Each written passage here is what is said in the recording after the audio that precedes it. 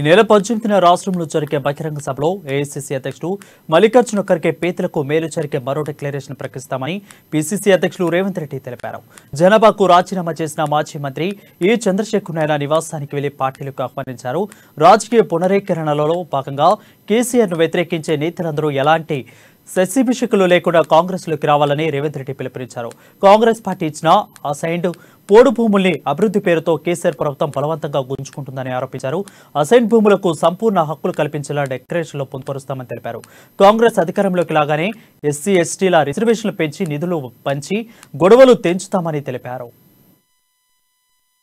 ఎలాంటి అధికారం ఉందో అలాంటి అధికారము దళితులకు గిరిజనులకు ఇవ్వాలని చెప్పి ఒక సీనియర్ శాసనసభ్యుడిగా నాయకుడిగా చంద్రశేఖర్ గారు ఈ సూచన చేసిండ్రు.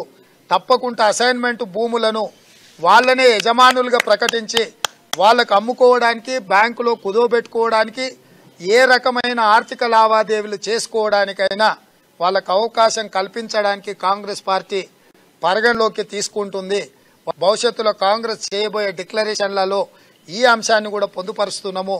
రాష్ట్రంలో ఇంకా చాలా మంది శశభిషలకు లోను కావాల్సిన అవసరం లేదు. బీఆర్ఎస్ బీజేపీ ఒక్కటే, వాళ్ళిద్దరి బంధము ఫెవికల్ బంధము.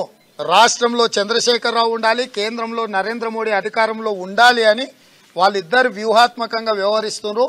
ఒకరికి ఒకరు సహకరించుకుంటున్నారు. ఈరోజు ఈ తెలంగాణ రాష్ట్రానికే చీడాపీడ చంద్రశేఖరరావు. ఆ చీడపీడను వదిలించాలనుకున్న ప్రతి ఒక్కరిని కాంగ్రెస్ వైపు రావాల్సిందిగా కాంగ్రెస్ పార్టీ ఈ రాష్ట్రంలో పేదలకు న్యాయం చేరుస్తుంది. ఎలాంటి